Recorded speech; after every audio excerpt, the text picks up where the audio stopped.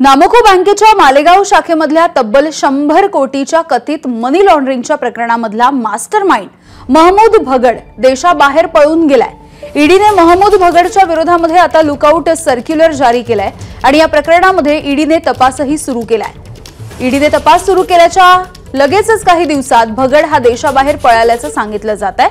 नामको बँकेच्या मालेगाव शाखेमधून तब्बल 14 बोगस खात्यांमधून हे व्यवहार झाल्याचं उघड झालं होतं। तसंच सर्वसामान्य मजुरांच्या नावे खाती उघडून त्याचाही वापर मनी लॉन्ड्रिंगसाठी करण्यात आला होता आणि या प्रकरणामध्ये सिराज मोहम्मद या महत्त्वाच्या मध्यस्थाला अटक झालेली आहे। सिराजने मालेगावमधल्या मजुरांच्या नावाने बनावट खाती उघडून अफरातफर केली। सिराजच्या चौकशीमधूनच महमूद भगड हा देशाबाहेर पळाल्याचं समोर आलेलं आहे। एबीपी माझा, उघडा डोळे बघा नीट।